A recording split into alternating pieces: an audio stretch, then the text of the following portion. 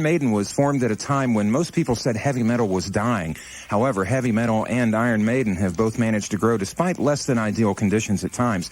And now the band finds itself headlining a world tour and headlining in the United States for the first time. Rockline welcomes Bruce Dickinson. Bruce, welcome to the program. Hello, how are you, Bob? I'm doing fine tonight. Glad to have you here. I understand that the bass player for the band, Steve Harris, is with you too. Yes, Hi, Steve. He's the one with the brown hair sitting next to me. Yeah. How you doing? All right. So for those of you listening to the show tonight, Steve's the one with the brown hair, okay? yeah, that's right. He's got a particularly nice pair of shoes on and a very nice matching shirt with his trousers. Steve, you and guitarist Dave Murphy are the only original members of the band left. Is that correct? Yeah, actually it's Dave Murray. It's Dave Murray, okay. Yeah, and Murphy. Bruce, I'm thinking of Dale Murphy from the Atlanta Braves. I don't know why. Bruce, you have been in the band for, what, a couple of years now? How long have you been in the group? 2 years. We're going to listen to one of your songs to kick things off here, and then we'll put folks on the telephone on Rockline nationwide with you. For right now, on the Global Satellite Network, our first tune by Iron Maiden, The Flight of Icarus. Flight of Icarus by Iron Maiden. Our first phone call tonight for Bruce and Steve is Christy. She's in Sanford, Florida, listening to WDIZ in Orlando. Christy, you're on the air. Hi. Hello. Wow. Huh? How are you? All right. Well, what do you want to ask? I wanted to ask you where you got the idea to write a song about a character from mythology. Which bit of mythology? Yeah. I thought it was from mythology, you know, that he flew too close to the sun and he... She's referring to Icarus, yeah. That's right, yeah. Well, it was the kind of school I went to in England. They thought it was more important that you knew about mythology than sort of things like how to crack an egg and that sort of stuff. So we got taught that sort of stuff until I was about 13 or 14 years old. And it's quite a bit of it stays with you. You know the story about Icarus, do you? Yeah.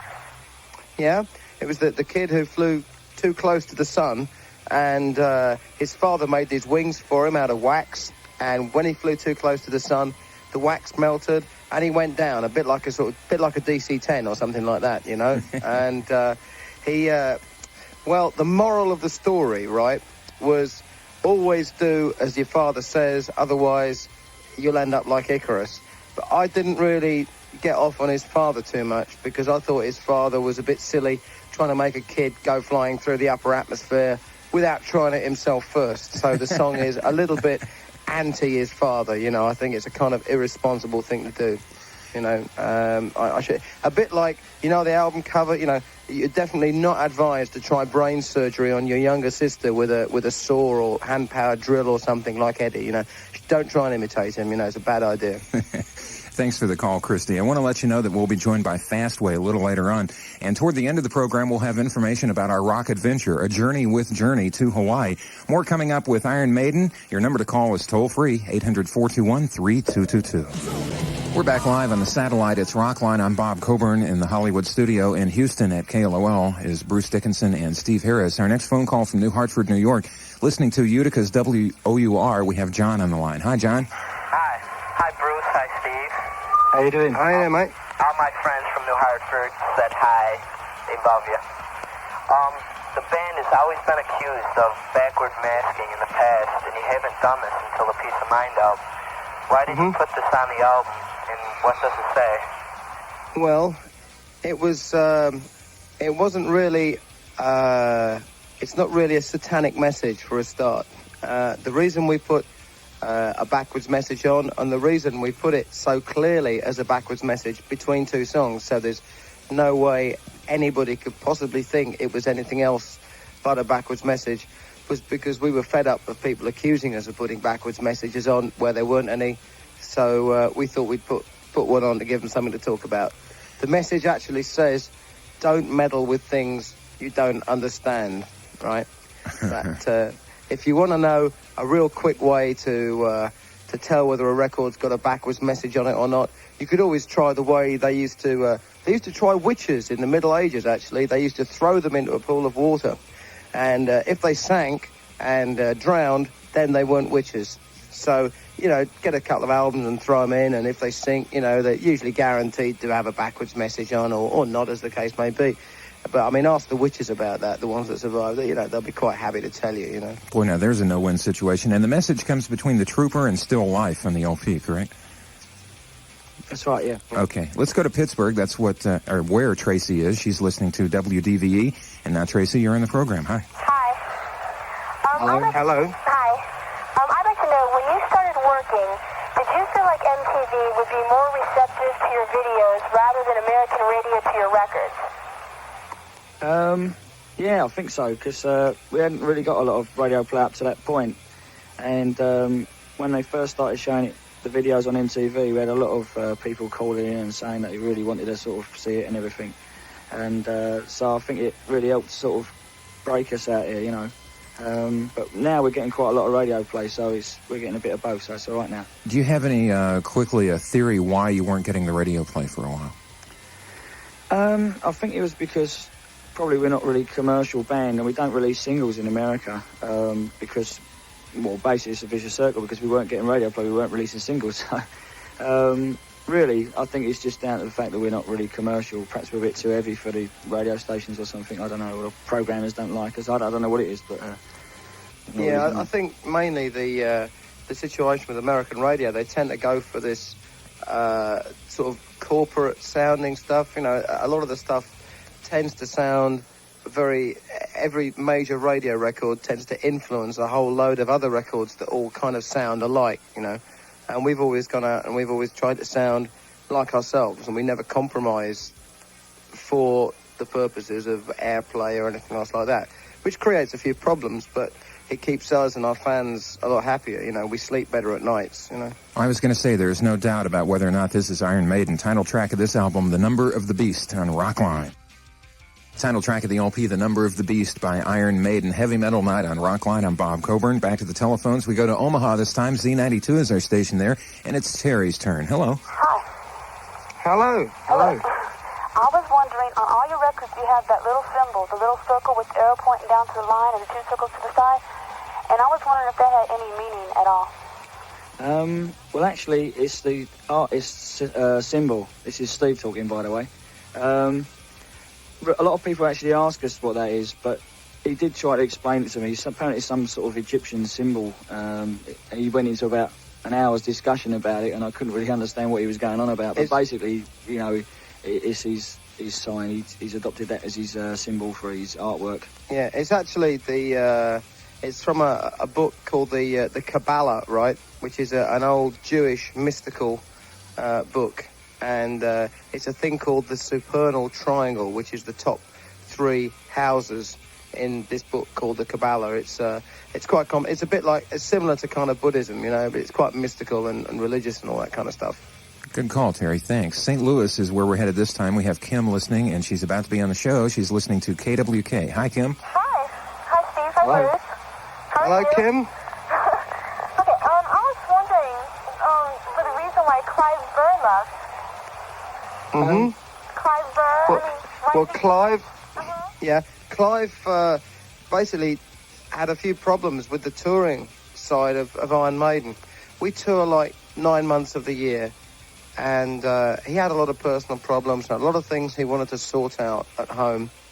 And if you're not really, really happy touring 9 months of the year, it's really not the way just to go out and do it, because it can affect you really badly. It's not the sort of thing that you do just for a job. You have to go out, you have to enjoy it, you have to love doing it, because otherwise you can really be badly affected by it personally. And he just felt that he wanted to be at home, he wanted to be in England, and so it was really a mutual decision on both our parts, because we have to tour, you know, it's the band, it's the music, it's what we have to do. We'll have more coming up with Iron Maiden. We'll be joined by Fastway a little later on, and that information about the rock adventure, A Journey with Journey to Hawaii, coming up toward the end of the show. Again, your number is toll-free, and we're live, so give us a call right now, 800-421-3222. We're with Bruce Dickinson and Steve Harris, and our next phone call is from Los Angeles. Eric is listening to 95.5 KLOS, and Eric, you're on. Oh, my God, Bruce, Steve, I can't believe I'm talking to you guys. Hey, I'm Hello. How are you? How are you this evening? Very well, thank you, Eric. Great. I'd love to congratulate you on your excellent new album. and I'd like to talk to Steve. I believe you're the writer of The Trooper, am I correct? That's right, yeah. Trooper? Yeah. Okay, I think it's an excellent album. I think it's a fantastic song, and my question is for you. The song obviously deals with war and pain and death and suffering and all, and what I'd like to know is whether or not any of you are veterans of a war, or you know, what exactly is the story behind the song? The actual story behind the song is it's from the Crimean War, and it's all about the charge of the Light Brigade, where the 600 cavalry just were given the order to go into the fight against the Russian guns, and they knew that they were going to their death. And basically the song is sort of an anti-war thing, really, because it just sort of shows how futile sometimes orders are when you know, that's it. It's like you've got to go, and you know you're going to die, but you've just got to go anyway. So really, it was just a kind of anti-war thing. Thanks for the call, Eric. I think Eric is one of your fans. I got that feeling. We now go to Hudson, Wisconsin, listening to 92 KQRS out of Minneapolis. We have Troy on the line. Troy, it's your turn. Yeah, Bruce. Hi, Troy. Well, how did you feel after joining Iron Maiden after Paul Diano left, the pressures of joining the group after he left? What, you anything to say about what happened? Yeah, well, the way it happened was all fairly informal, really. I was with a band called Samson before I was with Iron Maiden, and Steve and all the guys in Maiden, we all sort of knew each other because we'd recorded albums next door in studios next door to each other, the two bands.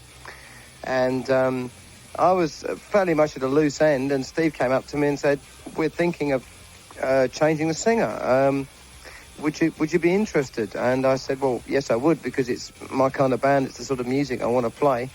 And I just went in there with open eyes and did what I did. I never tried to really be like anybody else except myself. And I thought, well, if people like it, well, great. If people don't like it, I suppose I'll have to go back to sweeping the streets or something like that, or selling encyclopedias, you know. But thank goodness for everything. I mean, everybody seemed to like it. Certainly all the old material, all the stuff of Killers and Iron Maiden, is exactly the sort of songs that that I was singing anyway. And that kind of feeling, the kind of energy and the kind of intensity that we put into the live show, that was the sort of thing I wanted to be doing. So I didn't really feel that much pressure, because it did come kind of naturally to the sort of way I wanted to be. We have one Steve on the show as a guest, another waiting to talk to, Steve and Bruce. He's in Toledo listening to FM 104. Hi. Hi. What's going on, doing? guys? Not a lot in here at the moment. Yeah, well, I know that the guy on your album's name is Eddie, and I was wondering why did you name him that, and what's he supposed to symbolize? Eddie, you see, in East London, nobody says the word H. So if we said head, we say Ed. And that's how the word Eddie came about, because originally the band had a backdrop at the back of the stage, and it was just a thing called a kabuki mask, which is like a Japanese mask. And when Derek Riggs, the artist, kind of did a painting for the band, it became Eddie, which was the character, and everybody called it Eddie the Ed. And so from that, he just became Eddie. And then we kind of brought him to life, you see. Eddie does anything outrageous that we want to do. All we do is we just give it to Eddie, and he does it much more outrageously than any of us could ever manage, you know. You want to eat a bat, you know, you want to tear the head off a cow, you want to tear the head off Godzilla, you know, King Kong, just let Eddie do it, no problem, you know. It gets us out of a lot of trouble, you know. We don't get arrested nearly so often since Eddie, you know. Now that we've heard about Iron Maiden's alter ego, let's listen to one of their songs from the LP Killers, Wrathchild on Rockline. Chateau Lafitte, Iron Maiden 81, Wrathchild or Rothchild, if you want to call it that way, on Rockline. I'm Bob Coburn. Our next phone call from Portland, Oregon, KRCK is our station. Sam, you're on. Hi, how's it going, guys? How you doing? Just fine. Hi. Susie and Lauren say hello. Okay, and what's your question, Sam? The question is, I was going to ask, do you think that being accused of being Satan worshippers has helped or hurt Iron Maiden? Sam is not turning his radio down, I think, and he's asking if being accused of being Satan worshippers have helped or hindered the band throughout the years. Well, first of all, I think we should all say on behalf of everybody in the band that we are most definitely not, never have been, and never considered the remote possibility of ever being Satan worshippers, right? This is for the record, so I don't expect the subject to ever appear again in print. I don't suppose anybody will take any notice of that. I mean, it'll probably appear tomorrow, but I don't think being accused of being a Satan worshipper helps your career particularly. I think it probably helps the career of one or two hellfire preachers who really have run out of things to preach about for a while and want to swell their congregations or possibly their pockets, you know, with a little bit extra cash or whatever in the fight against satanic heavy rock or something. But I really don't believe it helps our career particularly. We're not interested in all that, you know. We're musicians, right? We're heavy rock musicians. We believe in what we do, and we play heavy metal because we love it, not because, you know, we're agents of the devil or some rubbish like that. I mean, I think most of the kids who listen to our stuff know that these guys who are accusing us of being Satanists are just idiots, you know. They're just in it to make a fast buck and to get a bit of publicity for their own cause, which I don't think very many people in the United States really support anyway. You know, I find it ironic in that so far we've heard a song taken from mythology, another that's based on the Crimean War. You're too diverse and articulate to get hung up in other things. Let's move on with another phone call. Enough of that. We go to Connecticut this time. WHCN in Hartford is our affiliate, and we have Anita up. Hi. Hi, Steve. Hi, Bruce. How you doing? Hi. Up until this record, you haven't really got any airplay in America. How did you get to be such superstars in England with even less airplay there? We get less airplay in England than we do over here. Steve, tell them about it. Yeah, actually, it's really crazy. I mean, if you think you've got it bad over here for airplay, well, I mean, it is laughable because in Britain it's just no play at all. They have one rock show a week, which is like a 2-hour thing on a Friday night when everybody goes out, so everybody misses it anyway. And so basically the bands just break through by playing pubs and clubs and, you know, just building up a following that way by playing all over the country from a grassroots level, really.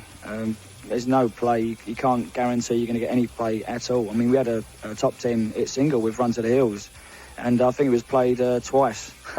Unbelievable. What we have coming... Go ahead. Yeah, I tell you, if you go to England... really expect a shock. You can tune your dial in all day long and all you will get is the most dreadful nonsense. I mean, you'll get the Carpenters, you know, 24 hours a day. It's awful, you know. We're going to listen to a song now from the latest LP by Iron Maiden, Peace of Mind. This one is called Still Life on Rockline. More conversation after this. That one is called Still Life on Rockline. I'm Bob Coburn. We're with Bruce Dickinson and Steve Harris from Iron Maiden. Our next phone call from Atlanta, GA. 96 Rock is our affiliate, and we have Daryl up this time. Hiya. Hey, Daryl. What? Hi, Bruce. You're on the air, Daryl. What's your question? Where did you get the name Iron Maiden? Well, actually, it comes from a medieval torture device. It's like a big case with spikes in it, and you put somebody in it, and then you shut the doors on them, and it's pretty fatal. Basically, it came out looking like rice pudding and jam, you know, at the other end. Sort of. But it's really the idea came about from the film called The Man in the Iron Mask, the original film. Thanks for the call, Daryl. Frank, you're next. He's in Houston, where you guys are listening to KLOL. You're on. Yes. I saw you in concert last night in Houston at the Coliseum with Fastway and Saxon. After hearing both of those bands, do you think the audience is revved up enough by the time you get on stage? And what are your feelings about being the third heavy rock band in a row? I didn't quite catch that. Were you saying that the songs... Try again, Frank. Could you repeat it? Yes. I saw you in concert last night in Houston at the Coliseum with Fastway and Saxon. After hearing both of those bands, do you think the audience is revved up enough by the time you get on stage? And what are your feelings about being the third heavy rock band in a row? Well, I think it's great. Don't you think it's great? Did you enjoy the show? I did, a lot. Great. Well, that's all there is to say about it, really. I mean, hey, look, Fastway and Saxon are two real good bands, right? And that's why we chose them to open up for us, because we don't like having... I know some acts like to have groups that, you know, that aren't really too good to open up for them, you know. Maybe they paid money to get on the tour or something like that because they thought it would do them some good. We're calling this tour, we're calling it the British Metal Onslaught. All three bands are British, and we're steaming out there, and the whole idea is from 7:30 kickoff to... It's like a 4-hour show to the time we go off stage. It's like real good class English heavy metal music. And the fact that we closed the show, obviously it's our light show and everything like that. And okay, a lot of the people have come to see us, but I hope they come to see the other two bands as well and give everybody a good evening, because we're not in it for the ride, you know. We like to deliver and be seen to deliver on our merits and on our merits alone. Does that answer your question? Yes, thank you. All right, thanks for the call, Frank. One of those two bands will join us momentarily, Fastway. Information toward the end of the show about the rock adventure Journey with Journey to Hawaii. Stay tuned for that. And more Iron Maiden music and conversation right after this. Call us toll-free, 800-421-3222. It's what I call a speeding ticket song, because when I'm in my car, I get one when that's on. Run to the Hills, Iron Maiden on Rockline. Let's go to Flint, Michigan. Donna is listening to WWCK. Hi, Donna. Hello. I was wondering in the song, Run to the Hills, if that was an Indian-based song, and why? Well, actually, it's just we had this feeling that the American Indians seem to get a bit of a raw deal, and all the films and sort of stuff you see seems to sort of depict the Indian as the bad guy, and we weren't really sure that was always the way, you know. So we just thought we'd like to write a song about the other side of it, sort of thing. Good call, Donna. Thanks. We have another one for you in Davenport, Iowa, is where Daryl is. He's listening to 97X. Hello. Hi, how you doing? Hello there. Oh, yeah. Hi. I was wondering, your new album, Peace of Mind, is centered around a warlike theme, and I was wondering if you had set out to make a concept album. Not really. A lot of people get that idea because the cover concepts tend to tie in. We got asked a lot of questions about the Killers album and the Number of the Beast album. If they were both concept albums, you know, people would go, oh, the Number of the Beast album was obviously based around the devil and Killers was based around violence. That's not the case. We just write each song more or less as it comes up. The only song that I can think of on the new album, on Peace of Mind, that is about war specifically is The Trooper, actually. Which other songs were you thinking about? Well, Like Tame the Land or Where Eagles Dare? Well, yeah, Where Eagles Dare is based on a war movie, yeah. But that, apart from those two, To Tame a Land is actually based on a book called Dune by a guy called Frank Herbert, right, which is a science fiction book. Great book. But well, yeah, it is a good book. We had so much trouble, though, because all the lyrics in the song are specifically about and taken from that book. And if you haven't read the book, or if you don't know it's about the book, some of the words might seem a little bit strange. We actually asked permission of the author, Frank Herbert, if he minded us calling the song Dune. And he had this real thing that he didn't like heavy rock, and he didn't like the idea of Iron Maiden calling the track Dune after his book, despite the fact that apparently he's making a big movie out of it, and all these other kind of guys are making a lot of money out of his book and everything.